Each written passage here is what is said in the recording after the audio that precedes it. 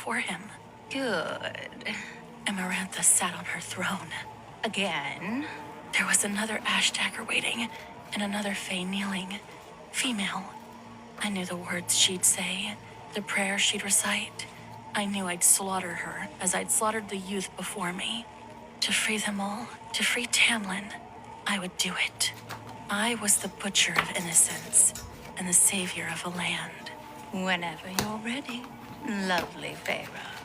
Amarantha's deep red hair was as bright as the blood on my hands, on the marble. Murderer, butcher, monster, liar, deceiver.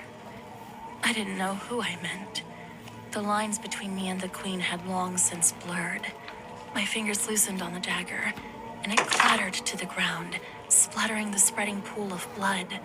Flecks splashed onto my worn boots, remnants of a mortal life so far behind me, it might as well have been one of my fever dreams these last few months. I faced the female waiting for death, that hood sagging over her head, her lithe body steady, braced for the end I was to give her, the sacrifice she was to become. I reached for the second ash dagger atop a black velvet pillow, its hilt icy in my warm, damp hand. The guards yanked off her hood. I knew the face that stared up at me, knew the blue-gray eyes, the brown-gold hair, the full mouth and sharp cheekbones, knew the ears that had now become delicately arched, the limbs that had been streamlined, limbed with power, any human imperfections smoothed into a subtle, immortal glow. Knew the hollowness, the despair, the corruption that leaked from that face. My hands didn't tremble as I angled the dagger toward the awaiting heart, as I gripped the fine-boned shoulder and gazed into that hated face. My face. I vomited into the toilet, hugging the cool sides, trying to contain the sounds of my retching. Moonlight leaked into the massive marble bathing room, providing the only illumination as I was quietly, thoroughly sick. Tamlin hadn't stirred as I jolted awake, and when I hadn't been able to tell the darkness of my chamber from the endless night of Amarantha's dungeons, when the cold sweat coating me felt like the blood of those fairies, I'd hurtled for the bathing room. I'd been here for 15 minutes now, waiting for the retching to subside, for the lingering tremors to spread apart and fade like ripples in a pool. Panting, I braced myself over the bowl, counting each breath. Only a nightmare, one of many, asleep and waking, that haunted me these days. It had been 3 months since Under the Mountain, 3 months of adjusting to my immortal body, to a world struggling to piece itself together after Amarantha had fractured it apart. I focused on my breathing, in through my nose, out through my mouth, over and over.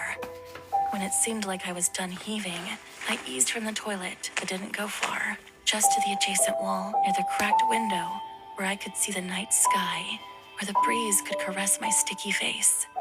I leaned my head against the wall, flattening my hands against the chill marble floor. Real. This was real. I had survived. I'd made it out. Unless it was a dream. Just a fever dream in Amarantha's dungeons, and I'd awakened back in that cell, and I curled my knees to my chest. Real. Real. I mouthed the words. I kept mouthing them until I could loosen my grip on my legs and lift my head. Pain splintered through my hands. I'd somehow curled them into fists so tight, my nails were close to puncturing my skin. Immortal strength, more a curse than a gift. I'd dented and folded every piece of silverware I'd touched for 3 days upon returning here. Had tripped over my longer, faster legs so often that Alice had removed any irreplaceable valuables from my rooms. She'd been particularly grumpy about me knocking over a table with an 800-year-old vase, and had shattered not 1, not 2, but 5 glass doors, merely by accidentally closing them too hard. I unfolded my fingers. My right hand was plain, smooth, perfectly fey. I tilted my left hand over, the whorls of dark ink coating my fingers, my wrist, my forearm, all the way to the elbow, soaking up the darkness of the room. The eye etched into the center of my palm seemed to watch me, calm and cunning as a cat, its slitted pupil wider than it had been earlier that day, as if it adjusted to the light as any ordinary eye would. I scowled at it. at whoever might be watching through that tattoo. I hadn't heard from Reese in the 3 months I'd been here. Not a whisper. I hadn't dared ask Tamlin or Lucian or anyone, lest it somehow summon the High Lord of the Night Court, somehow remind him of the fool's bargain I'd struck under the mountain. 1 week with him every month in exchange for his saving me from the brink of death. But even if Reese had miraculously forgotten, I never could. Nor could Tamlin, Lucian, or anyone else. Not with the tattoo. Even if Reese, at the end, hadn't been exactly an enemy. To Tamlin, yes. To every other court out there, yes. So few went over the borders of the Night Court and lived to tell. No one really knew what existed in the northernmost part of Prythian.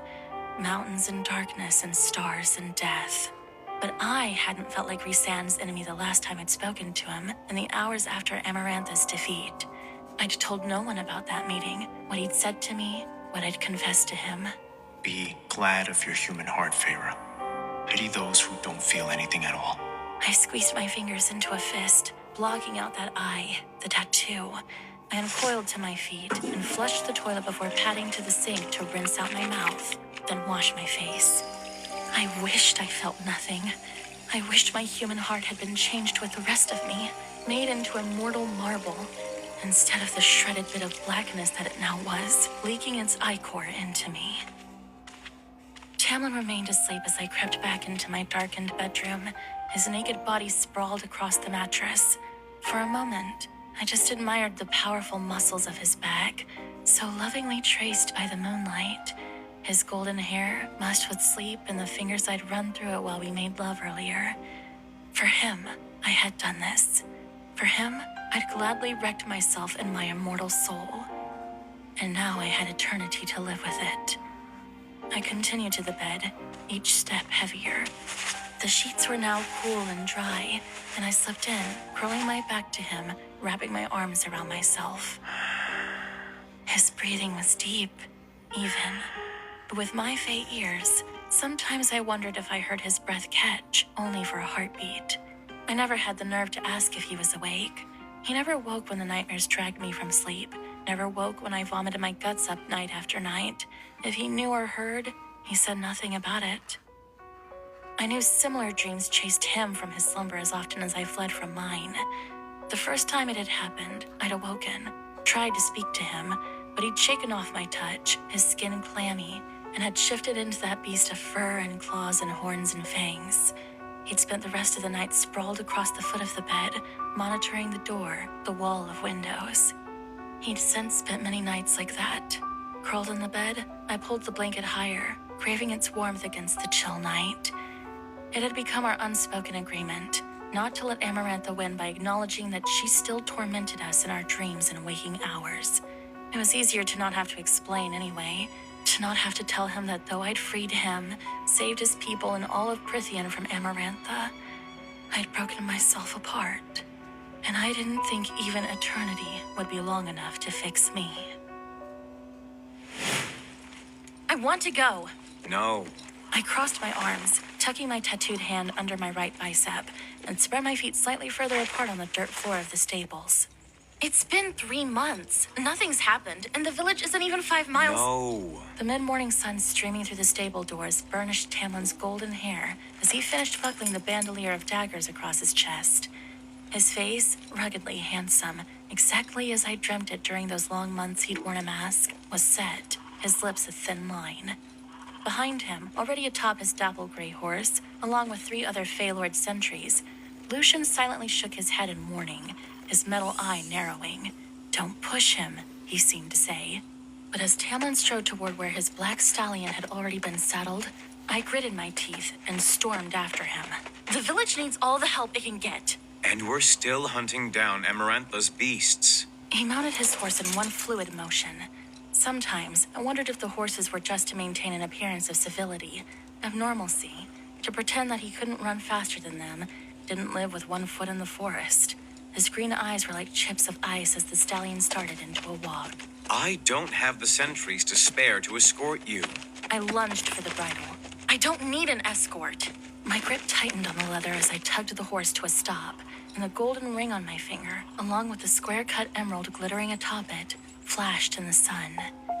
It had been 2 months since Tamlin had proposed. 2 months of enduring presentations about flowers and clothes and seating arrangements and food. I'd had a small reprieve a week ago, thanks to the winter solstice. Though I'd traded contemplating lace and silk for selecting evergreen wreaths and garlands, but at least it had been a break. 3 days of feasting and drinking and exchanging small presents, culminating in a long, rather odious ceremony atop the foothills on the longest night to escort us from one year to another as the sun died and was born anew. Or something like that. Celebrating a winter holiday in a place that was permanently entrenched in spring hadn't done much to improve my general lack of festive cheer. I hadn't particularly listened to the explanations of its origins, and the Fae themselves debated whether it had emerged from the winter court or day court. Both now claimed it as their holiest holiday. All I really knew was that I'd had to endure 2 ceremonies. One at sunset to begin that endless night of presents and dancing and drinking in honor of the old sun's death, and one at the following dawn, bleary-eyed and feet aching, to welcome the sun's rebirth. It was bad enough that I'd been required to stand before the gathered courtiers and lesser fairies while Tamlin made his many toasts and salutes. Mentioning that my birthday had also fallen on that longest night of the year was a fact I'd conveniently forgotten to tell anyone. I'd received enough presents anyway, and would no doubt receive many, many more on my wedding day. I had little use for so many things. Now, only 2 weeks stood between me and the ceremony. If I didn't get out of the manor, if I didn't have a day to do something other than spend Tamlin's money and be groveled to, please! The recovery efforts are so slow. I could hunt for the villagers, get them food. It's not safe. Tamlin again nudged his stallion into a walk. The horse's coat shone like a dark mirror, even in the shade of the stables. Especially not for you. He'd said that every time we had this argument, every time I begged him to let me go to the nearby village of High Fae to help rebuild what Amarantha had burned years ago. I followed him into the bright, cloudless day beyond the stables, the grasses coating the nearby foothills undulating in the soft breeze. People want to come back. They want a place to live. Those same people see you as a blessing, a marker of stability. If something happened to you... He cut himself off as he halted his horse at the edge of the dirt path that would take him toward the eastern woods, Lucian now waiting a few yards down it. There's no point in rebuilding anything if Amarantha's creatures tear through the lands and destroy it again. The wards are up. Some slipped in before the wards were repaired. Lucian hunted down 5 Naga yesterday. I whipped my head toward Lucian, who winced. He hadn't told me that at dinner last night. He'd lied when I'd asked him why he was limping. My stomach turned over, not just at the lie, but Naga. Sometimes I dreamt of their blood showering me as I killed them, of their leering serpentine faces while they tried to fillet me in the woods. I can't do what I need to if I'm worrying about whether you're safe. Of course I'll be safe. As a High Fae, with my strength and speed, I'd stand a good chance of getting away if something happened. Please, just do this for me. Tamlin stroked his stallion's thick neck as the beast nickered with impatience. The others had already moved their horses into easy canters, the first of them nearly within the shade of the woods. Tamlin jerked his chin toward the alabaster estate looming behind me. I'm sure there are things to help with around the house. Or you could paint. Try out that new set I gave you for winter solstice. There was nothing but wedding planning waiting for me in the house, since Alice refused to let me lift a finger to do anything. Not because of who I was to Tamlin, what I was to become to Tamlin, but because of what I'd done for her boys, for Prythian. All the servants were the same. Some still cried with gratitude when they passed me in the halls. And as for painting, fine. I made myself look him in the eye, made myself smile. Be careful. I love It's you too. A Court of Mist and My Fury friend, by he Sarah trotted J. to where Maas. Lucian still It's the waited, graphic audio staring out version loud slightly. of I the didn't watch them book. go. That's I what's took playing my in the time background. retreating through the hedges of the gardens. I hated the bright dresses that had become my daily uniform, but didn't have the heart to tell Tamlin. Not when he bought so many. Not when he looked so happy to see me wear them. Not when his words weren't far from the truth. The day I put on my pants and tunics, the day I strapped weapons to myself like fine jewelry, it would send a message far and clear across the lands. So I wore the gowns and let Alice arrange my hair, If only so it would buy these people a measure of peace and comfort. At least Tamla didn't object to the dagger I kept at my side, hanging from a jeweled belt. Lucian had gifted both to me. The dagger during the months before Amarantha, the belt in the weeks after her downfall, when I'd carried the dagger, along with many others, everywhere I went. You might as well look good if you're going to arm yourself to the teeth. But even if stability reigned for 100 years, I doubted I'd ever awaken one morning and not put on the knife. I had centuries ahead of me. Centuries with Tamlin.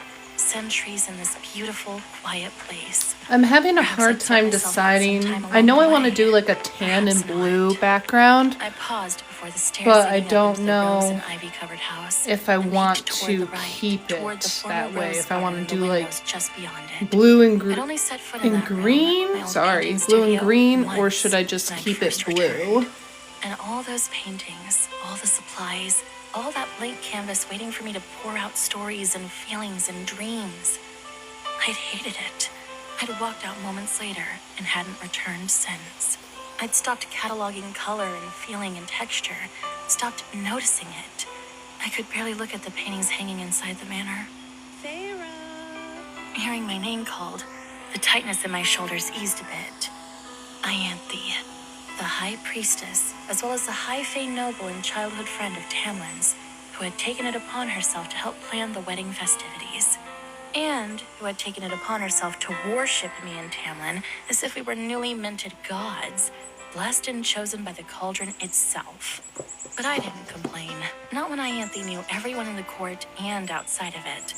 She'd linger by my side at events and dinners, feeding me details about those in attendance, and was the main reason why I'd survived the merry whirlwind of winter solstice. She'd been the one presiding over the various ceremonies after all, and I'd been more than happy to let her choose what manner of wreaths and garlands should adorn the manor and grounds, what silverware complemented each meal.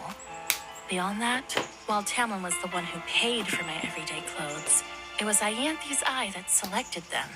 She was the heart of her people, ordained by the hand of the goddess to lead them from despair and darkness. I was in no position to doubt. She hadn't led me astray yet, and I'd learned to dread the days when she was busy at her own temple in the grounds, overseeing pilgrims and her acolytes. Today, though, yes, spending time with Ianthe was better than the alternative.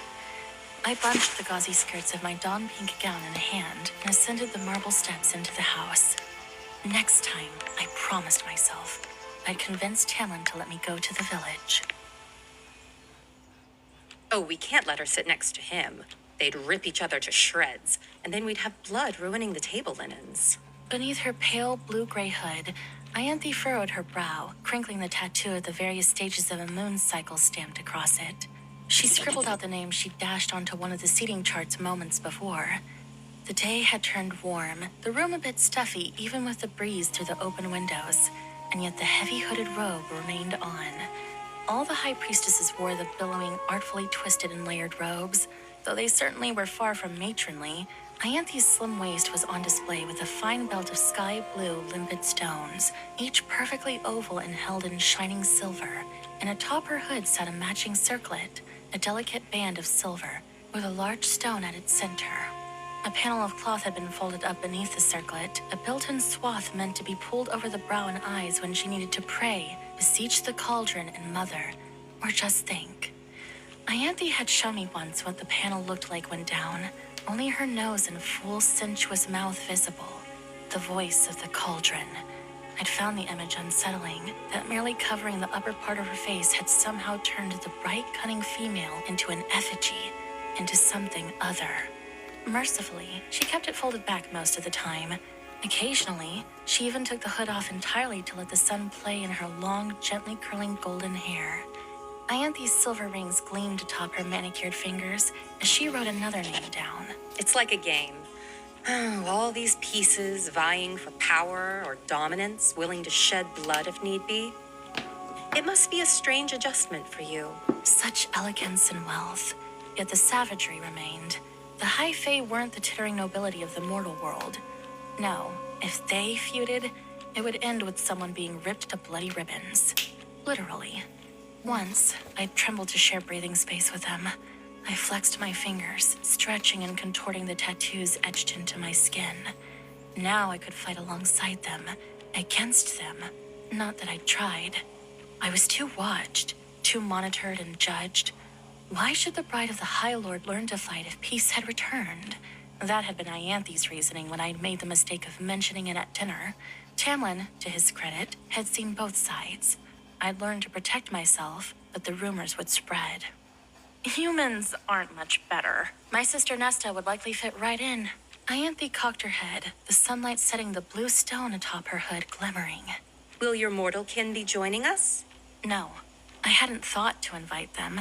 I hadn't wanted to expose them to Prythian, or to what I'd become. But they live so close to the wall, don't they? If it was important for you to have them here, Tamlin and I could ensure their safe journey. In the hours we'd spent together, I'd told her about the village, and the house my sisters now lived in, about Isaac Hale and Thomas Mandray. I hadn't been able to mention Claire better, or what had happened to her family. For all that she'd hold her own, my sister detests your kind. Our kind. We've discussed this. I just nodded. We are old and cunning and enjoy using words like blades and claws. Every word from your mouth, every turn of phrase will be judged and possibly used against you. Be on your guard, lady. Lady. A nonsense name. No one knew what to call me. I wasn't born High Fae. I'd been made, resurrected and given this new body by the 7 High Lords of Prythian. I wasn't Tamlin's mate, as far as I knew. There was no mating bond between us. Yet. Honestly, Ianthe, with her bright gold hair, those teal eyes, elegant features, and supple body, looked more like Tamlin's mate. His equal.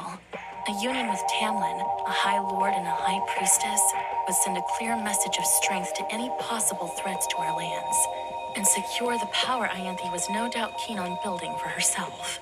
Among the High Fae, the priestesses oversaw their ceremonies and rituals, recorded their histories and legends. I hadn't witnessed any magic from her, but when I'd asked Lucian, he'd frowned and said their magic was drawn from their ceremonies and could be utterly lethal should they choose it.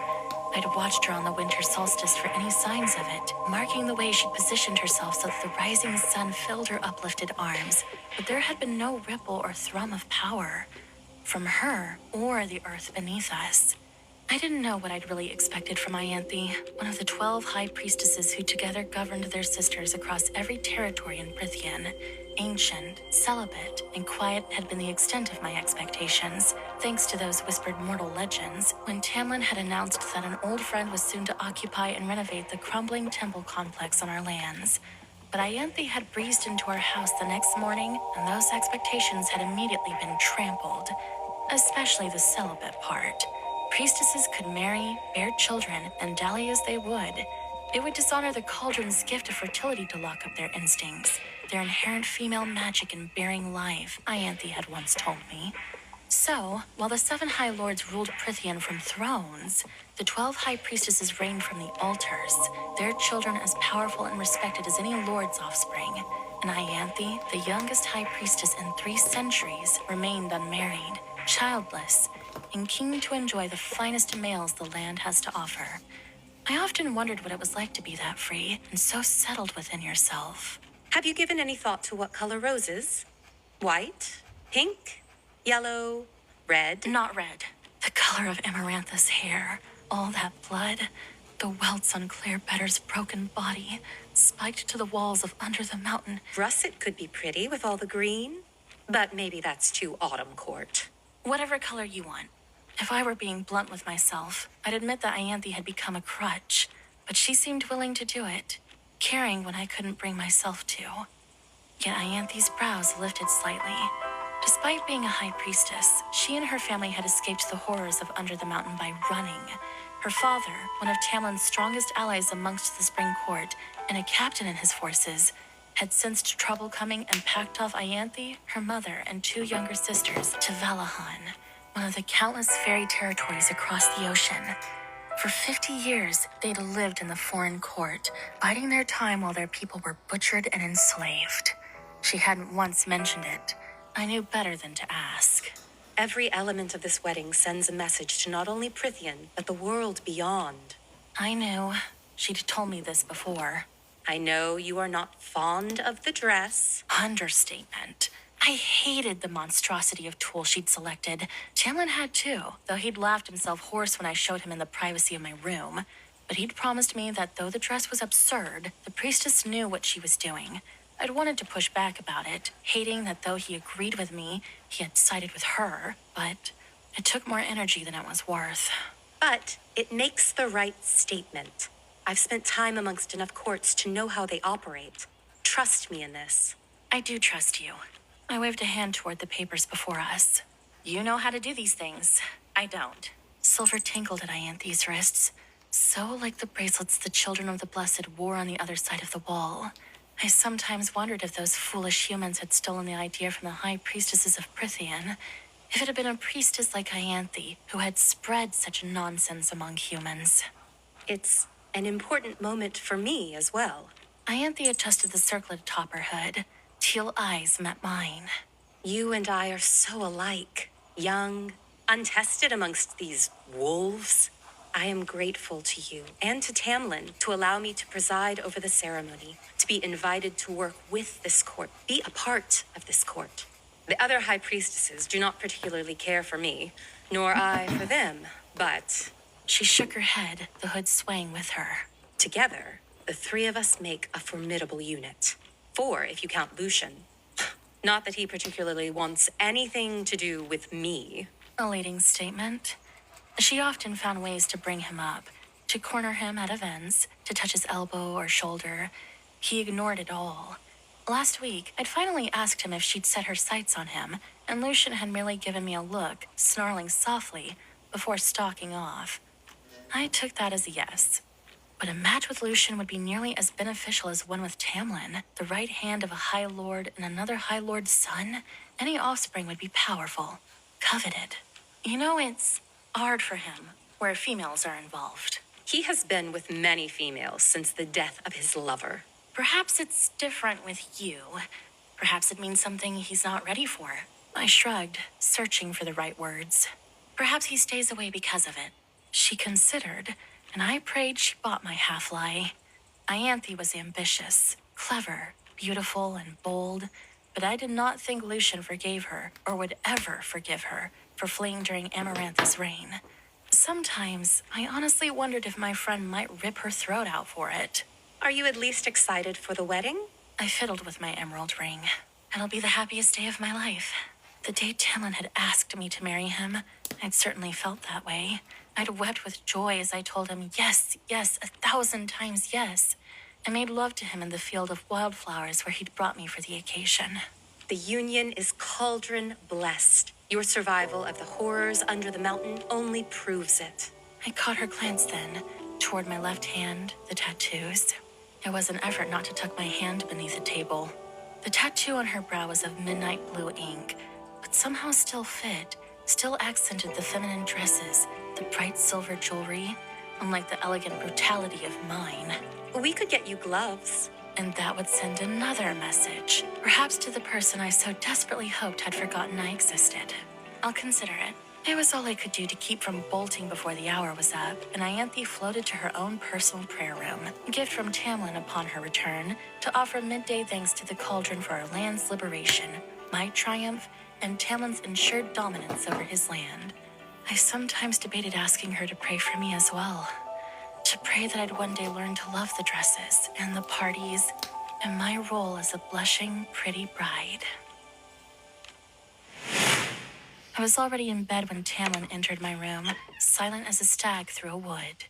I lifted my head, going for the dagger I kept on the nightstand, but relaxed at the broad shoulders, at the hallway candlelight gilding his tan skin and veiling his face in shadow. You're awake? He'd been in his study since dinner, sorting through the pile of paperwork Lucian had dumped on his desk. I couldn't sleep. I watched his muscles shift as he moved to the bathing room to wash up. I'd been trying to sleep for an hour now, but each time I closed my eyes, my body locked up, the walls of the room pushed in. I'd gone so far as to throw open the windows, but it was going to be a long night. I lay back on the pillows, listening to the steady, efficient sounds of him preparing for bed. He kept his own quarters, deeming it vital for me to have my own space. But he slept in here every night. I'd yet to visit his bed, though I wondered if our wedding night would change that. I prayed I wouldn't thrash awake and vomit on the sheets when I didn't recognize where I was, and I didn't know if the darkness was permanent. Maybe that was why he hadn't pushed the issue yet. He emerged from the bathing room, slinging off his tunic and shirt, and I propped myself on my elbows to watch as he paused at the edge of the bed. My attention went right to the strong, clever fingers that unfastened his pants. I bit my bottom lip as he removed his pants along with his undergarments, revealing the proud, thick... I bit my bottom lip as he removed his pants along with his undergarments, revealing the proud, thick length.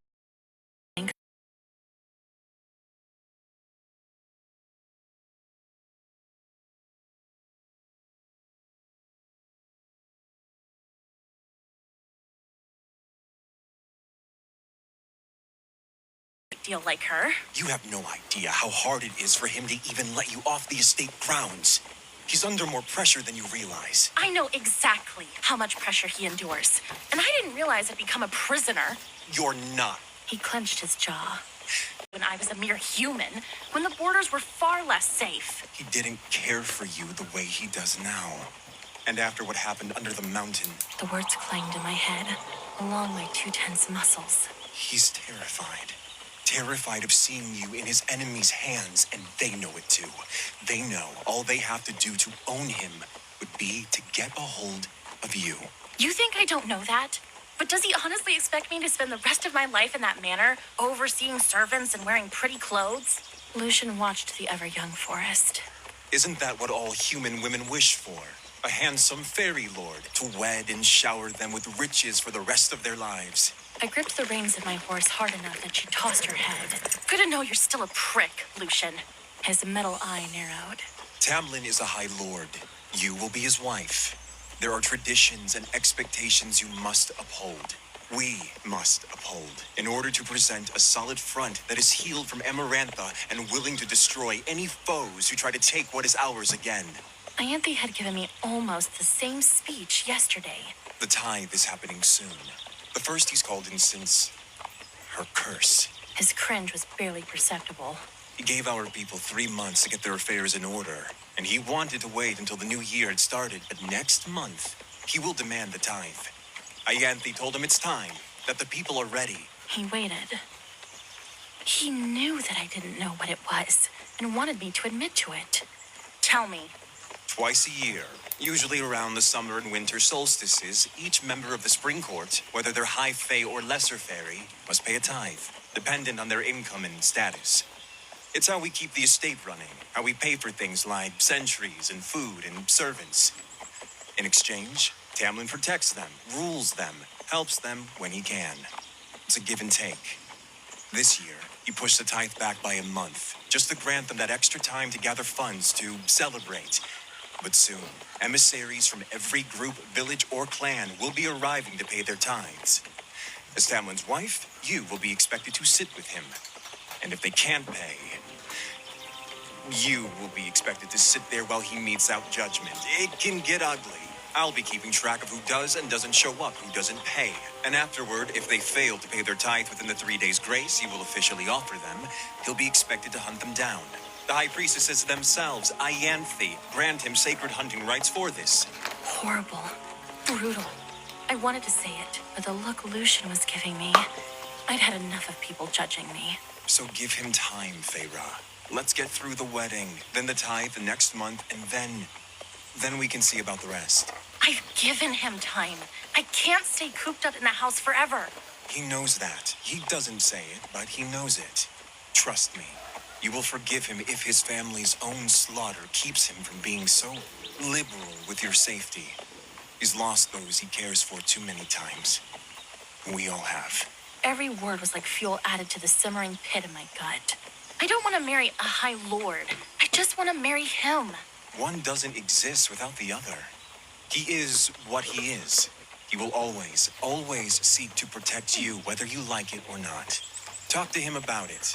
Really talk to him, Feyre. You'll figure it out. Our gazes met. A muscle feathered in Lucian's jaw. Don't ask me to pick. But you're deliberately not telling me things. He is my high lord. His word is law. We have this one chance, Feyre. to rebuild and make the world as it should be. I will not begin that new world by breaking his trust, even if you... Even if I what? His face paled, and he stroked a hand down the mare's cobweb-colored mane. I was forced to watch as my father butchered the female I loved. My brothers forced me to watch.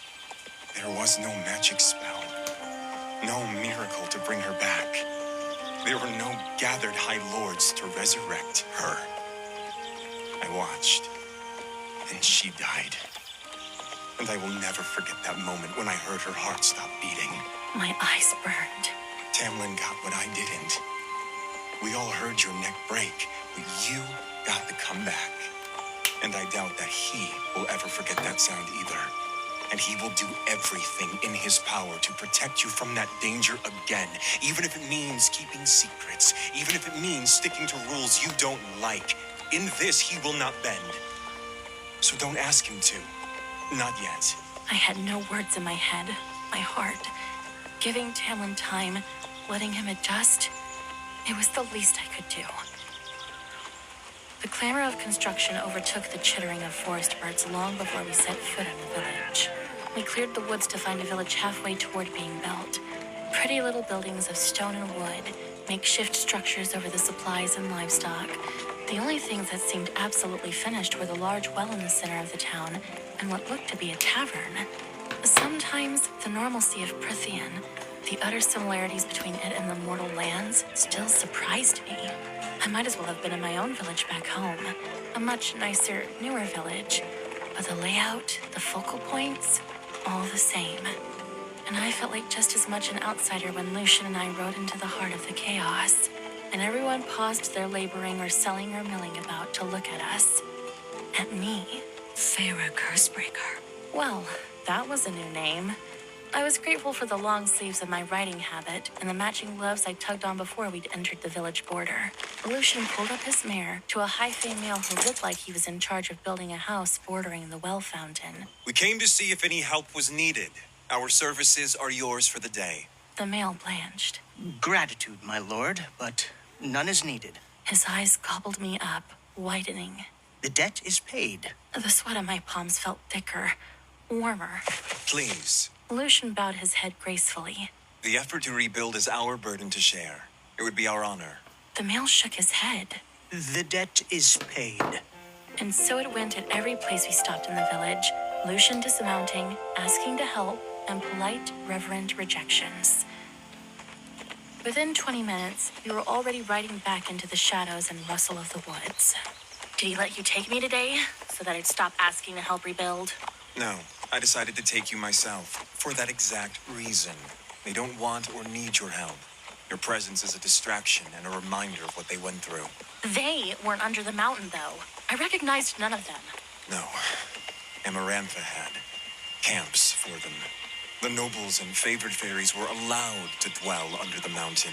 But if the people of a court weren't working to bring in goods and food, they were locked in camps in a network of tunnels beneath the mountain. Thousands of them crammed into chambers and tunnels with no light, no air. For 50 years. No one ever said It was forbidden to speak of it. Some of them went mad. Started preying on the others when Amarantha forgot to order her guards to feed them. Some formed bands that prowled the camps and did. He rubbed his brows with a thumb and forefinger. They did horrible things. Right now, we're trying to remember what it is to be normal. How to live. Bile burned my throat. But this wedding, yes, perhaps it would be the start of that healing. Still, a blanket seemed to smother my senses, drowning out sound, taste, feeling. I know you wanted to help. I'm sorry. So was I. The vastness of my now unending existence yawned open before me. I let it swallow me whole. A few days before the wedding ceremony, guests began arriving, and I was grateful that I'd never be High Lady, never be Tamlin's equal in responsibility and power. A small, forgotten part of me roared and screamed at that, but dinner after dinner, luncheons and picnics and hunts, I was introduced and passed around, and my face hurt from the smile I kept plastered there day and night. I began looking forward to the wedding, just knowing that once it was over, I wouldn't have to be pleasant or talk to anyone or do anything for a week, a month, a year. Tamlin endured it all in that quiet, near-feral way of his, and told me again and again that the parties were a way to introduce me to his court, to give his people something to celebrate. He assured me that he hated the gatherings as much as I did, and that Lucian was the only one who really enjoyed himself, but I caught Tamlin grinning sometimes. And truthfully, he deserved it, had earned it, and these people deserved it too. So I weathered it, clinging to Ianthe when Tamlin wasn't at my side, or, if they were together, letting the two of them lead conversations while I counted down the hours until everyone would leave. You should head to bed. Ianthe and I watched the assembled revelers packing the Great Hall. I'd spotted her by the open doors 30 minutes ago, and was grateful for the excuse to leave the gaggle of Tamlin's friends I'd been stuck talking to, or not talking to. Either they outright stared at me, or they tried so damn hard to come up with common topics. Hunting, mostly. Conversation usually stalled after 3 minutes. I have another hour before I need to sleep. Ianthe was in her usual pale robe, hood up, and that circlet of silver with its blue stone atop it.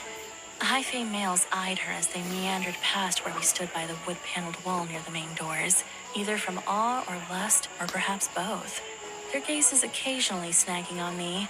I knew the wide eyes had nothing to do with my bright green gown or pretty face, fairly bland compared to Ianthe's. I tried to ignore them. Are you ready for tomorrow?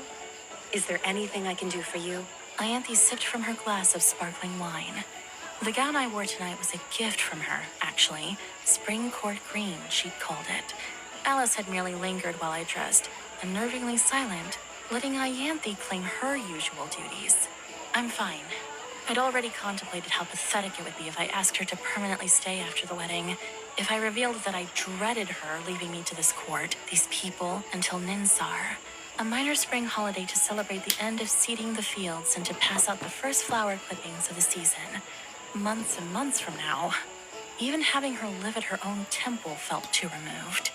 2 males that had circled past twice already finally worked up the courage to approach us. Her. I leaned against the wall, the wood digging into my back, as they flanked Ianthe. Handsome, in the way that most of them were handsome, armed with weapons that marked them as 2 of the high fae who guarded Tamlin's lands. Perhaps they even worked under Ianthe's father. Priestess. He bowed deep.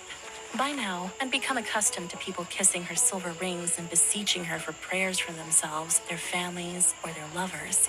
Ianthe received it all without that beautiful face shifting in the slightest. Brawn! The one on her left was brown-haired and tall. And heart. On her right stood his black-haired and more powerfully built friend.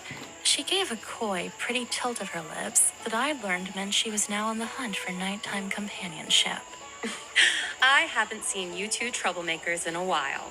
They parried with flirtatious comments until the 2 males began glancing my way. Oh, Ianthe's hood shifted as she turned. allow me to introduce Lady Feyre, She lowered her eyes, angling her head in a deep nod. savior of Prythian. We know. A heart and brawn bowed at the waist. We were under the mountain with you. I managed to incline my head a bit as they straightened. Congratulations on tomorrow. A fitting end, A fitting end would have been me in a grave, burning in hell. The cauldron has blessed all of us with such a union. It has indeed. That's the truth. The males bowed their heads again. I ignored it. I have to say, that trial with the Middengard worm, brilliant. One of the most brilliant things I ever saw. It was an effort not to push myself wholly flat against the wall, not to think about the reek of that mud, the gnashing of those flesh-shredding teeth bearing down upon me. Thank you. Oh, it sounded terrible. Ianthe stepped closer as she noted I was no longer wearing that bland smile. She put a hand on my arm. Such bravery is awe-inspiring. I was grateful, so pathetically grateful for the steadying touch, for the squeeze. I knew then that she'd inspired hordes of young fae females to join her order, not for worshiping their mother and cauldron, but to learn how she lived, how she could shine so brightly and love herself, move from male to male as if they were dishes at a banquet. We missed the hunt the other day, so we haven't had a chance to see your talents up close. But I think the High Lord will be stationing us near the estate next month. It'd be an honor to ride with you.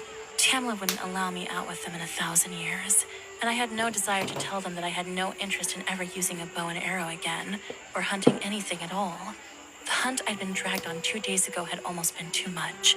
Even with everyone watching me, I hadn't drawn an arrow. They were still waiting for a reply. The honor would be mine. Does my father have you two on duty tomorrow? Or will you be attending the ceremony? Ianthe put a distracting hand on Braun's arm, precisely why I sought her out at events. Braun answered her, but Hart's eyes lingered on me, on my crossed arms, on my tattooed fingers. Have you heard from the High Lord at all? Ianthe stiffened, and Braun immediately cut his gaze toward my inked flesh. No, I held Hart's gaze. He's probably running scared now that Tamlin's got his powers back. You clearly don't know Rhysand. Hart blinked, and even Ianthe kept silent. It was probably the most assertive thing I'd said to anyone during these parties. Well, we'll take care of him if need be. Hart shifted on his feet as I continued to hold his gaze, not bothering to soften my expression. The high priestesses are taking care of it. We will not allow our savior to be treated so ill. I schooled my face into neutrality. Was that why Tamlin had initially sought out Ianthe? To make an alliance?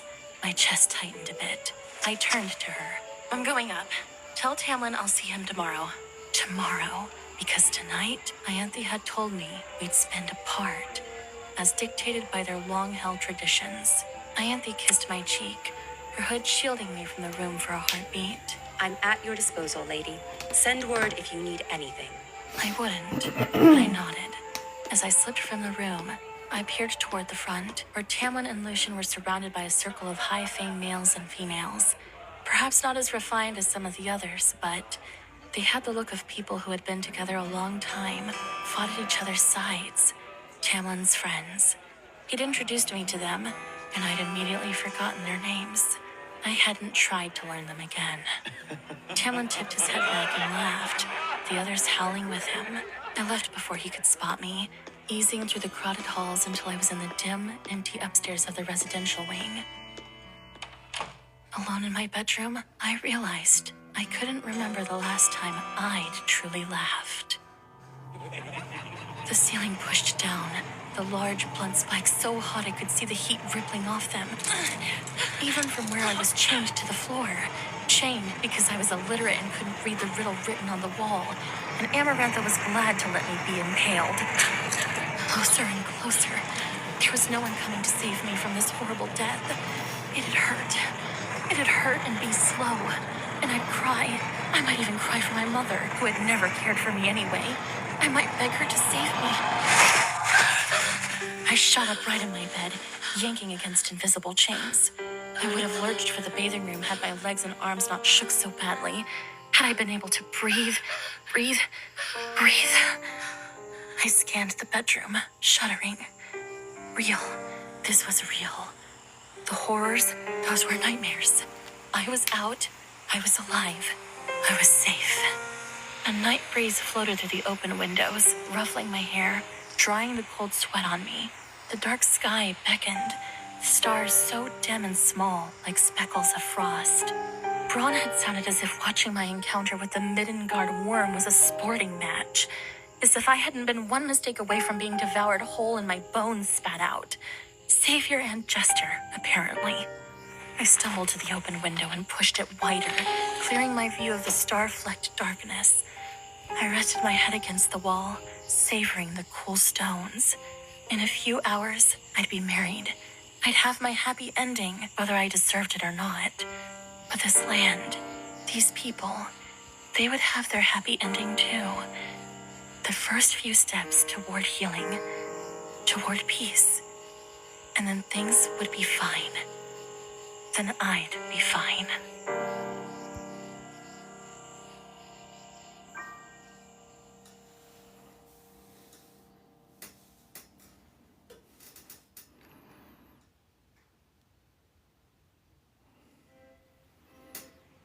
I really, truly hated my wedding gown. It was a monstrosity of tulle and chiffon and gossamer, so unlike the loose gowns I usually wore. The bodice fitted, the neckline curved to plump my breasts, and the skirts. The skirts were a sparkling tent. practically floating in the balmy spring air. No wonder Tamlin had laughed. Even Alice, as she dressed me, had hummed to herself but said nothing. Most likely because Ianthe had personally selected the gown to complement whatever tale she'd weave today, the legend she'd proclaim to the world. I might have dealt with it all if it weren't for the puffy capped sleeves, so big I could almost see them glinting from the periphery of my vision. My hair had been curled, half up, half down, entwined with pearls and jewels and the cauldron knew what, and it had taken all my self-control to keep from cringing at the mirror before descending the sweeping stairs into the main hall. Beyond the shut patio doors where I paused, the garden had been bedecked in ribbons and lanterns in shades of cream, blush, and sky blue. 300 chairs were assembled in the largest courtyard, each seat occupied by Tamlin's court. I'd make my way down the main aisle, enduring their stares, before I reached the dais at the other end, where Tamlin would be waiting. Then Ianthe would sanction and bless our union right before sundown, as a representative of all 12 high priestesses. She'd hinted that they'd push to be present, but through whatever cunning, she'd managed to keep the other 11 away. Either to claim the attention for herself, or to spare me from being hounded by the pack of them. I couldn't tell. Perhaps both. My mouth went paper dry as Alice fluffed out the sparkling train of my gown in the shadow of the garden doors. I gripped the pale bouquet in my gloved hands, nearly snapping the stems. Elbow-length silk gloves to hide the markings. Ianthe had delivered them herself this morning in a velvet-lined box. Don't be nervous. Alice's tree-bark skin was rich and flushed in the honey-gold evening light. I'm not. You're fidgeting like my youngest nephew during a haircut. She finished fussing over my dress, shooing away some servants who'd come to spy on me before the ceremony. I pretended I didn't see them, or the glittering sunset-gilded crowd seated in the courtyard ahead and toyed with some invisible fleck of dust on my skirts. You look beautiful. I was fairly certain her thoughts on the dress were the same as my own, but I believed her. Thank you. And you sound like you're going to your funeral. I plastered a grin on my face. Alice rolled her eyes, but she nudged me toward the doors as they opened on some immortal wind, lilting music streaming in. It'll be over faster than you can blink. She gently pushed me into the last of the sunlight. 300 people rose to their feet and pivoted toward me. Not since my last trial had so many gathered to watch me, judge me, all in finery so similar to what they'd worn under the mountain. Their faces blurred, melded. Alice coughed from the shadows of the house, and I remembered to start walking, to look toward the dais, at Tamlin. The breath knocked from me, and it was an effort to keep going down the stairs, to keep my knees from buckling. He was resplendent in a tunic of green and gold, a crown of burnished laurel leaves gleaming on his head. He'd loosened the grip on his glamour, letting that immortal light and beauty shine through. For me, my vision narrowed on him, on my high lord, his wide eyes glistening. As I stepped onto the soft grass, white rose petals scattered down it, and red ones. Like drops of blood amongst the white, red petals had been sprayed across the path ahead.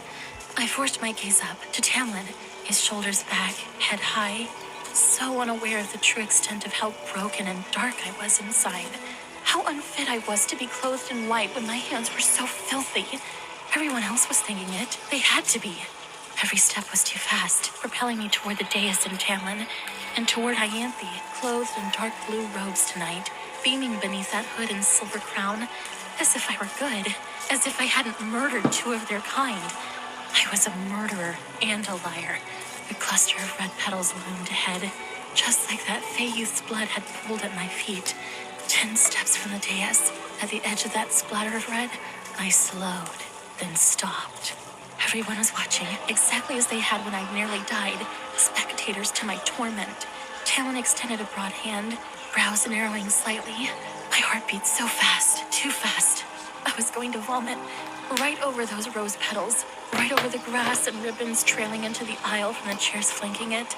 And between my skin and bones, something throned and pounded, rising and pushing, lashing through my blood.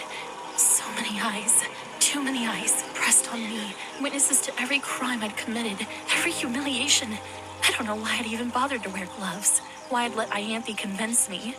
The fading sun was too hot, the garden too hedged in, as inescapable as the vow I was about to make, binding me to him forever, shackling him to my broken and weary soul. The thing inside me was roiling now, my body shaking with the building force of it as it hunted for a way out. Forever. I would never get better, never get free of myself, of that dungeon where I'd spent 3 months. Feyre. Tamlin's hand was steady as he continued to reach for mine. The sun sank past the lip of the western garden wall. Shadows pulled, chilling the air. If I turned away, they'd start talking, but I couldn't make the last few steps. Couldn't. I was going to fall apart. Right there, right then. And they'd see precisely how ruined I was. Help me. I begged someone, anyone. Begged Lucian, standing in the front row, his metal eye fixed on me. Begged Ianthe, face serene and patient and lovely within that hood. Save me, please, save me. Get me out, in this. Tamlin took a step toward me, concern shading those eyes. I retreated a step. No. Tamlin's mouth tightened.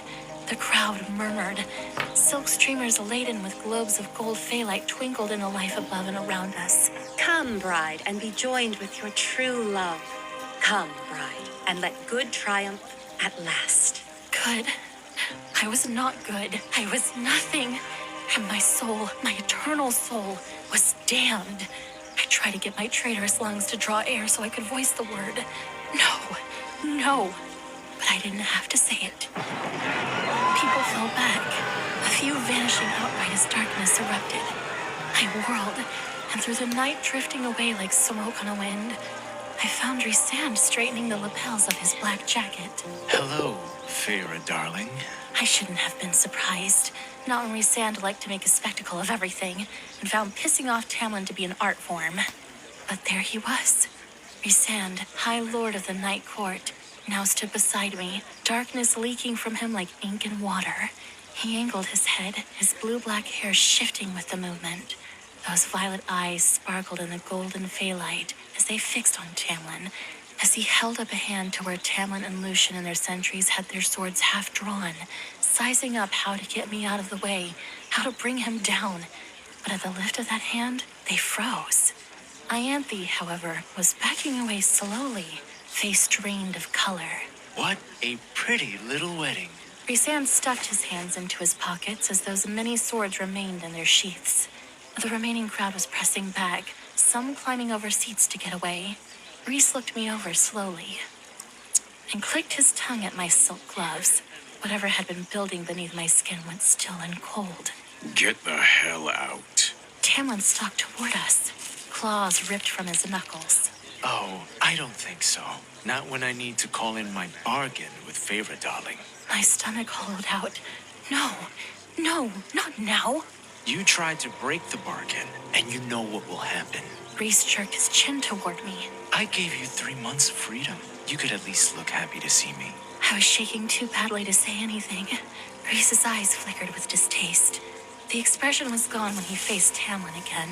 I'll be taking her now. Don't you dare. Behind Tamlin, the dais was empty. Ianthe had vanished entirely, along with most of those in attendance. Was I interrupting? I thought it was over. Rhys gave me a smile dripping with venom. He knew. Through that bond, through whatever magic was between us, he'd known I was about to say no. At least Feyre seemed to think so. Let us finish the ceremony. Your high priestess seems to think it's over too. Tamlin stiffened as he looked over his shoulder to find the altar empty. When he faced us again, the claws had eased halfway back into his hands. Rhysand. I'm in no mood to bargain, even though I could work it to my advantage, I'm sure. I jolted at the caress of his hand on my elbow. Let's go. I didn't move. Tamlin took a single step toward me, his golden face turning sallow, but remained focused on Rhys. Name your price. Don't bother. Rhys linked elbows with me. Every spot of contact was abhorrent, unbearable. He'd take me back to the night court, the place Amarantha had supposedly modeled under the mountain after, full of depravity and torture and death. Tamlin, please! Such dramatics. Rhysand tugged me closer, but Tamlin didn't move, and those claws were wholly replaced by smooth skin. He fixed his gaze on Rhys, his lips pulling back in a snarl. If you hurt her... I know. I'll return her in a week. No, Tamlin couldn't be making those kinds of threats. Not when they meant he was letting me go. Even Lucian was gaping at Tamlin, his face white with fury and shock. Reese released my elbow only to slip a hand around my waist, pressing me into his side. Hold on. Then darkness roared, a wind tearing me this way and that, the ground falling away beneath me, the world gone around me. Only Reese remained, and I hated him as I clung to him. I hated him with my entire heart. Then the darkness vanished. I smelled jasmine first, then saw stars. A sea of stars flickering beyond glowing pillars of moonstone that framed the sweeping view of endless snow-capped mountains. Welcome to the Night Court. It was the most beautiful place I'd ever seen. Whatever building we were in had been perched atop one of the gray-stoned mountains. The hall around us was open to the elements. No windows to be found, just towering pillars and gossamer curtains swaying in that jasmine-scented breeze. It must be some magic to keep the air warm in the dead of winter. Not to mention the altitude, or the snow coating the mountains, mighty winds sending veils of it drifting off the peaks like wandering mist. Little seating, dining, and work areas dotted the hall, sectioned off with those curtains or lush plants, or thick rugs scattered over the moonstone floor. A few balls of light bobbed on the breeze, along with colored glass lanterns dangling from the arches of the ceiling. Not a scream, not a shout, not a plea to be heard. Behind me, a wall of white marble arose, broken occasionally by open doorways leading into dim stairwells. The rest of the night court had to be through there. No wonder I couldn't hear anyone screaming if they were all inside. This is my private residence. Reese's skin was darker than I'd remembered, golden now rather than pale. Pale from being locked under the mountain for 50 years. I scanned him, searching for any sign of the massive membranous wings, the ones he'd admitted he loved flying with, but there was none. Just the male smirking at me, and that too familiar expression. How dare you! I certainly missed that look on your face. He stalked closer, his movements feline, those violet eyes turning subdued, lethal. You're welcome, you know. For what? Reese paused less than a foot away, sliding his hands into his pockets. The night didn't seem to ripple from him here, and he appeared, despite his perfection, almost normal. For saving you when asked. I stiffened. I didn't ask for anything. His stare tipped to my left hand. Reese gave no warning as he gripped my arm and tore off the glove. His touch was like a brand, and I yielded a step, but he held firm until he'd gotten both gloves off. I heard you begging someone, anyone, to rescue you, to get you out. I heard you say no. I didn't say anything. He turned my bare hand over, his hold tightening as he examined the eye he'd tattooed. He tapped the pupil.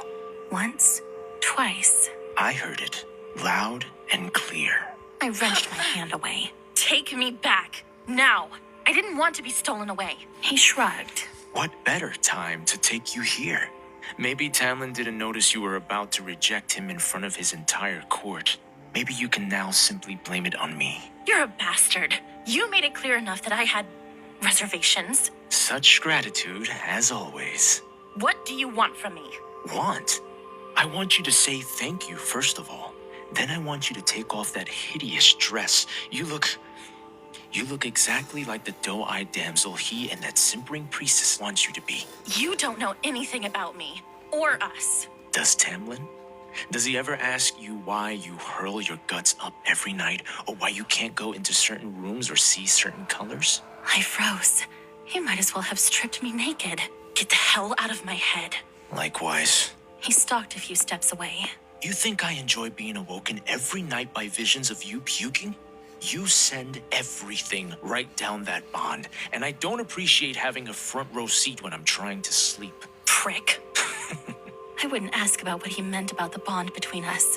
I refused to give him the satisfaction of showing curiosity around this new information about the bond. As for what else I want from you, He gestured to the house behind us. I'll tell you tomorrow at breakfast. For now, clean yourself up. Rest. That rage flickered in his eyes again at the dress, the hair. Take the stairs on the right, one level down. Your room is the first door. Not a dungeon cell? Perhaps it was foolish to reveal that fear, to suggest it to him. But Reese half turned, You are not a prisoner, Feyre. You made a bargain, and I'm calling it in. You will be my guest here, with the privileges of a member of my household. None of my subjects are going to touch you, hurt you, or so much as think ill of you here. And where might those subjects be? Some dwell here, in the mountain beneath us. He angled his head. They're forbidden to set foot in this residence. They know they'd be signing their death warrant. His eyes met mine, stark and clear, as if he could sense the panic, the shadows creeping in. Amarantha wasn't very creative. My court beneath this mountain has long been feared, and she chose to replicate it by violating the space of Prythian's sacred mountain. So yes, there's a court beneath this mountain. The court your Tamlin now expects me to be subjecting you to. I preside over it every now and then, but it mostly rules itself. When are you taking me there? If I had to go underground, had to see those kinds of horrors again, I'd beg him not to take me. I'd lost any sort of qualms about what lines I'd crossed to survive. I'm not. This is my home, and the court beneath is my occupation, as you mortals call it. I do not like for the two to overlap very often. You mortals? Starlight danced along the planes of his face. Should I consider you something different? A challenge.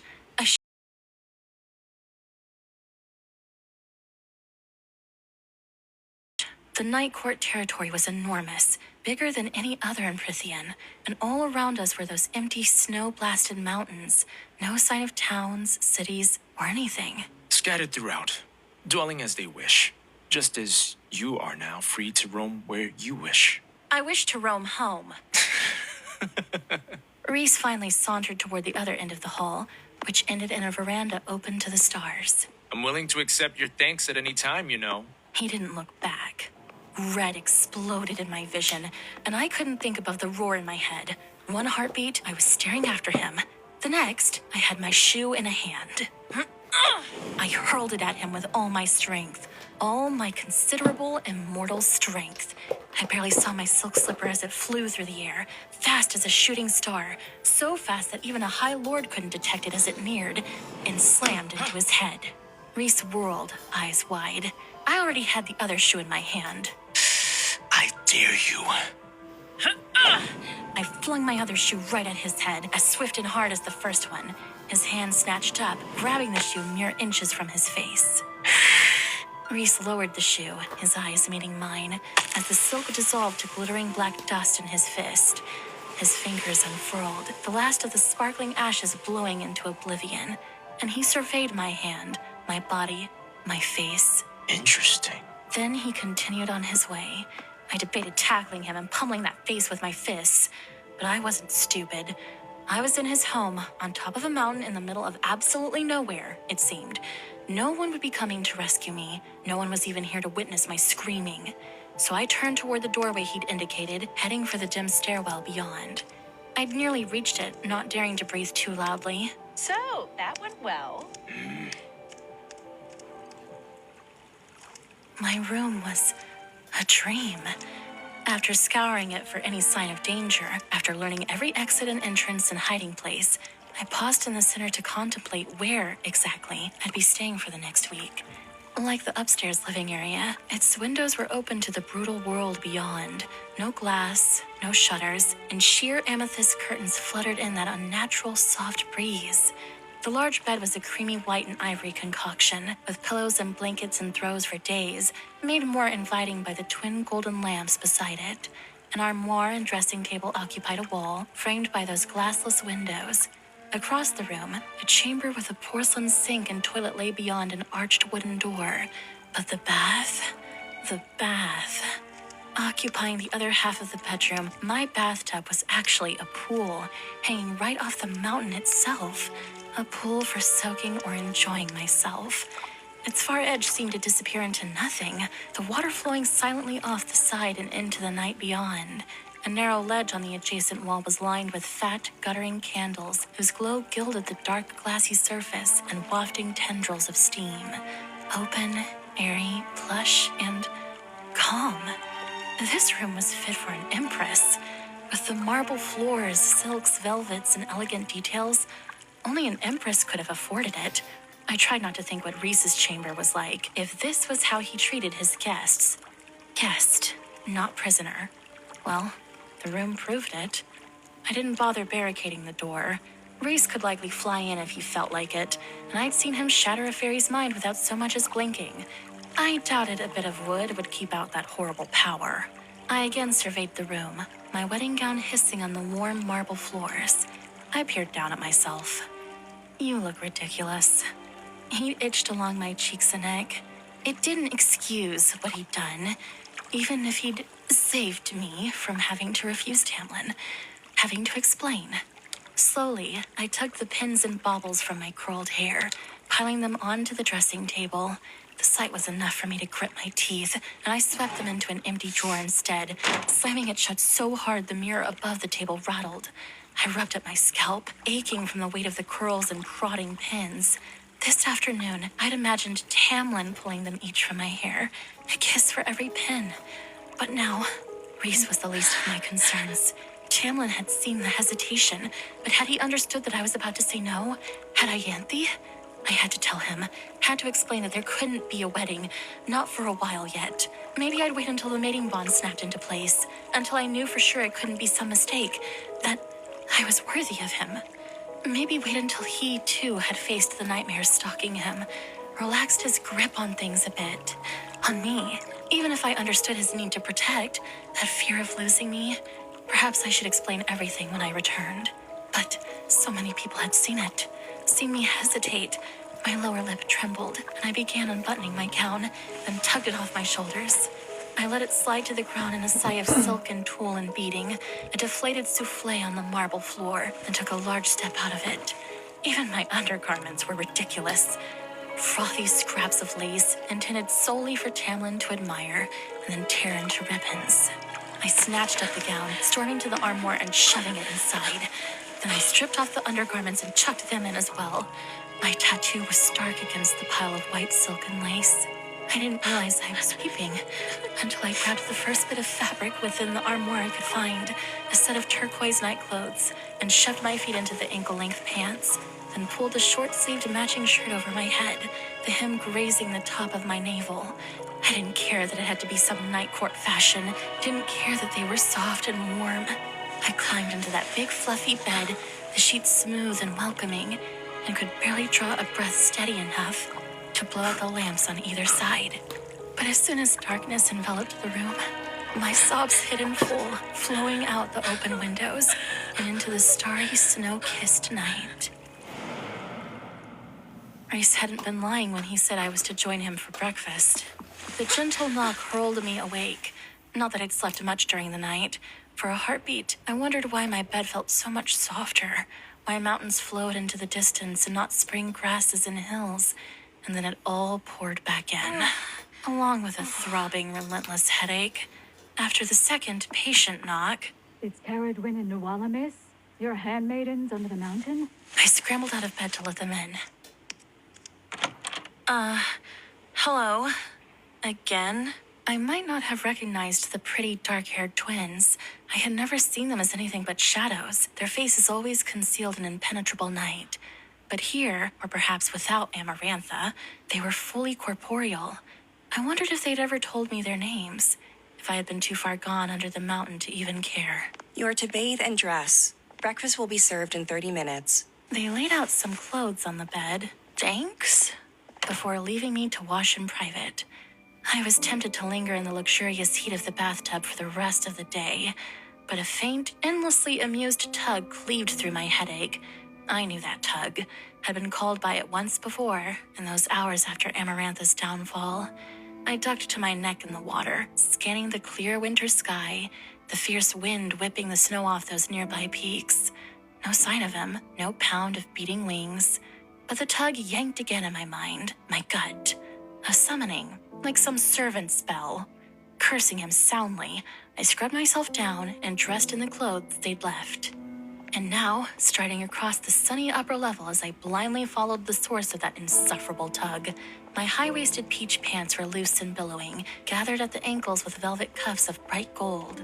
The long sleeves of the matching top were made of gossamer, also gathered at the wrists, and the top itself hung just to my navel, revealing a sliver of skin as I walked. Comfortable, easy to move in, to run. Feminine, exotic, thin enough that, unless Rysand planned to torment me by casting me into the winter wasteland around us, I could assume I wasn't leaving the borders of whatever warming magic kept the palace so balmy. I wanted to shred the clothes off me, if only for the fact that they belonged to this place. To him. At least the tattoo, visible through the sheer sleeve, wouldn't be out of place here, but the clothes were still a part of this court. And no doubt part of some game he intended to play with me. At the very end of the upper level, a small glass table gleamed like quicksilver in the heart of a stone veranda, set with 3 chairs and laden with fruits, juices, pastries, and breakfast meats. And in one of those chairs, though Reese stared out at the sweeping view, the snowy mountains near blinding in the sunlight, I knew he'd sensed my arrival from the moment I cleared the stairwell at the other side of the hall. Maybe since I'd awoken, if that tug was any indication. I stood between the last 2 pillars, studying the High Lord lounging at the breakfast table and the view he surveyed. I'm not a dog to be summoned. Slowly, Reese looked over his shoulder. Those violet eyes were vibrant in the light, and I curled my fingers into fists as they swept from my head to my toes and back up again. He frowned at whatever he found lacking. I didn't want you to get lost. My head throbbed, and I eyed the silver teapot steaming in the center of the table. A cup of tea. I thought it'd always be dark here. We're one of the 3 solar courts. He motioned for me to sit with a graceful twist of his wrist. Our nights are far more beautiful, and our sunsets and dawns are exquisite. But we do adhere to the laws of nature. I slid into the upholstered chair across from him. His tunic was unbuttoned at the neck, revealing a hint of the tanned chest beneath. And do the other courts choose not to? The nature of the seasonal courts is linked to their high lords, whose magic and will keeps them in eternal spring, or winter, or fall, or summer.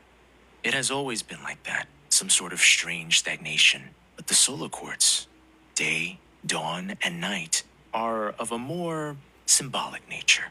We might be powerful, but even we cannot alter the sun's path or strength. Tea? The sunlight danced along the curve of the silver teapot. I kept my eager nod to a restrained dip of my chin.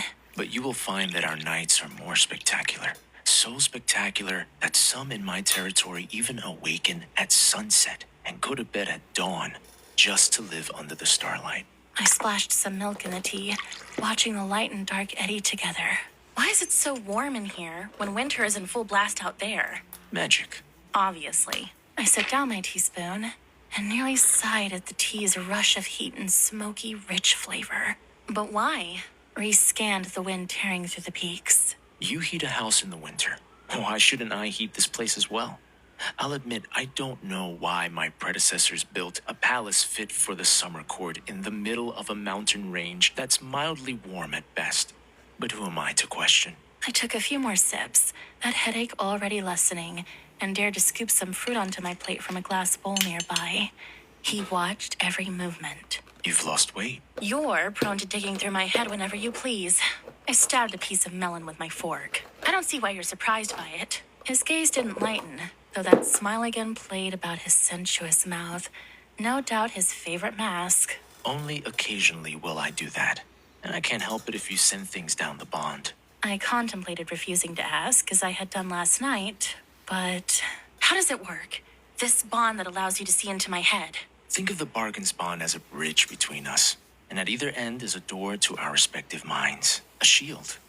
My innate talents allow me to slip through the mental shields of anyone I wish, with or without that bridge. Unless they're very, very strong, or have trained extensively to keep those shields tight. As a human, the gates to your mind were flung open for me to stroll through. As Fae, sometimes you unwittingly have a shield up. Sometimes when emotion seems to be running strong, that shield vanishes. And sometimes when those shields are open, you might as well be standing at the gates to your mind, shouting your thoughts across the bridge to me. Sometimes I hear them, sometimes I don't. I clenched my fork harder. And how often do you just rifle through my mind when my shields are down? When I can't tell if your nightmares are real threats or imagined. When you're about to be married and you silently beg anyone to help you. Only when you drop your mental shields and unknowingly blast those things down the bridge. And to answer your question before you ask, yes, even with your shields up, I could get through them if I wished. You could train, though. Learn how to shield against someone like me, even with the bond bridging our minds and my own abilities. I ignored the offer. Agreeing to do anything with him felt too permanent, too accepting of the bargain between us. What do you want with me? You said you'd tell me here, so tell me. Reese leaned back in his chair, folding powerful arms that even the fine clothes couldn't hide. For this week, I want you to learn how to read. No, thank you. I gripped my fork to keep from chucking it at his head. You're going to be a High Lord's wife. You'll be expected to maintain your own correspondences, perhaps even give a speech or two. And the Cauldron knows what else he and Ianthe will deem appropriate for you.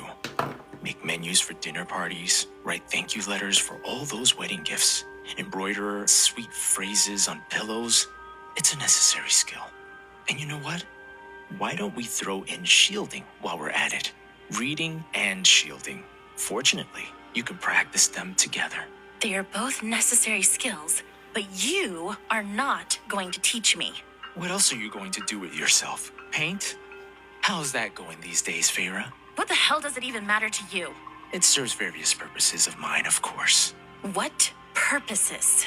You'll have to agree to work with me to find out, I'm afraid. Something sharp poked into my hand. I'd folded the fork into a tangle of metal. I set it down on the table. Interesting. You said that last night. Am I not allowed to say it twice? That's not what I was implying, and you know it. His gaze raked over me again, as if he could see beneath the peach fabric, through the skin, to the shredded soul beneath. Then it drifted to the mangled fork. Has anyone ever told you that you're rather strong for a high fae? Am I? I'll take that as a no. He popped a piece of melon into his mouth. Have you tested yourself against anyone? Why would I? I was enough of a wreck as it was. Because you were resurrected and reborn by the combined powers of the 7 High Lords. If I were you, I'd be curious to see if anything else transferred to me during that process. My blood chilled. Nothing else transferred to me. It'd just be rather interesting if it did. It didn't, and I'm not going to learn to read or shield with you. Why? From spite? I thought you and I got past that under the mountain. Don't get me started on what you did to me under the mountain. Reese went still as I'd ever seen him, as still as the death now beckoning in those eyes. Across the pillars towering behind him, I could have sworn the shadow of great wings spread. He opened his mouth, leaning forward, and then stopped. Instantly, the lazy grin returned. We have company. We'll discuss this later. No, we won't. A quick, light footsteps sounded down the hall, and then she appeared. If Rhysand was the most beautiful male I'd ever seen, she was his female equivalent. Her bright golden hair was tied back in a casual braid, and the turquoise of her clothes, fashioned like my own, offset her sun-kissed skin, making her practically glow in the morning light. Hello, hello. Her full lips parted in a dazzling smile as her rich brown eyes fixed on me. Feyre, meet my cousin, Morrigan. Mor, meet the lovely, charming, and open-minded Feyre. I debated splashing my tea in his face, but Mor strode toward me. Each step was assured and steady, graceful and grounded. Merry, but alert. Someone who didn't need weapons, or at least bother to sheath them at her side. I've heard so much about you. I got to my feet, awkwardly jutting out my hand. She ignored it and grabbed me into a bone-crushing hug. She smelled like citrus and cinnamon. I tried to relax my taut muscles as she pulled away and grinned rather fiendishly. You look like you were getting under Reese's skin. She strutted to her seat between us. Good thing I came along, though I'd enjoy seeing Reese's balls nailed to the wall. Reese slid incredulous eyes at her, his brows lifting. I hid the smile that tugged on my lips. It's nice to meet you. Liar. Mor poured herself some tea and loaded her plate. You want nothing to do with us, do you? And Wicked Reese is making you sit here. You're perky today, Mor. Mor's stunning eyes lifted to her cousin's face. Forgive me for being excited about having company for once. You could be attending your own duties. I clamped my lips tighter together. I'd never seen Reese irked. I needed a break, and you told me to come here whenever I liked. So what better time than now, when you brought my new friend to finally meet me? I blinked, realizing 2 things at once. 1, she actually meant what she said. 2, Hers was the female voice I'd heard speak last night. A new fork had appeared beside my plate, and I picked it up, only to spear a piece of melon. You two look nothing alike. Moore is my cousin in the loosest definition. She grinned at him, devouring slices of tomato and pale cheese. But we were raised together. She's my only surviving family. I didn't have the nerve to ask what happened to everyone else, or remind myself whose father was responsible for the lack of family at my own court. And as my only remaining relative, Moore believes she is entitled to breeze in and out of my life as she sees fit. So grumpy this morning. Moore plopped 2 muffins onto her plate. I didn't see you under the mountain. Oh, I wasn't there. I was... Enough! Moore. It was a trial in itself not to sit up at the interruption, not to study them too closely. Rhysand set his napkin on the table and rose. Moore will be here for the rest of the week. But by all means, do not feel that you have to oblige her with your presence. Moore stuck out her tongue at him. He rolled his eyes, the most human gesture I'd ever seen him make. He examined my plate. Did you eat enough? I nodded. Good. Then let's go. He inclined his head toward the pillars and swaying curtains behind him. Your first lesson awaits. Moore sliced one of the muffins in 2 in a steady sweep of her knife. The angle of her fingers, her wrist, indeed confirmed my suspicions. The weapons weren't at all foreign to her. If he pisses you off, Feyre, feel free to shove him over the rail of the nearest balcony. Rhys gave her a smooth, filthy gesture as he strode down the hall. I eased to my feet when he was a good distance ahead. Enjoy your breakfast. I edged around the table. Whenever you want company, give a shout. She probably meant that literally. I merely nodded and trailed after the High Lord. I agreed to sit at the long wooden table in a curtained-off alcove only because he had a point. Not being able to read had almost cost me my life under the mountain. I'd be damned if I let it become a weakness again. His personal agenda or no. And as for shielding, I'd be a damned fool not to take up the offer to learn from him.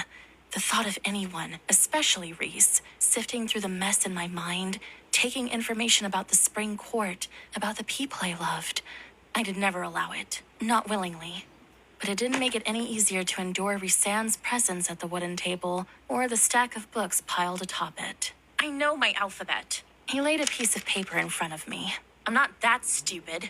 I twisted my fingers in my lap, then pinned my restless hands under my thighs. I didn't say you were stupid. I'm just trying to determine where we should begin. I leaned back in the cushioned seat. Since you refuse to tell me a thing about how much you know. My face warmed. Can't you hire a tutor? He lifted a brow. Is it that hard for you to even try in front of me? You're a High Lord. Don't you have better things to do? Of course. But none as enjoyable as seeing you squirm. You're a real bastard. You know that? I've been called worse. In fact, I think you've called me worse. He tapped the paper in front of him. Read that. A blur of letters. I can't. Try. The sentence had been written in elegant, concise print. His writing, no doubt. I tried to open my mouth, but my spine locked up. What exactly is your stake in all this? You said you'd tell me if I worked with you. I didn't specify when I'd tell you. I peeled back from him as my lip curled.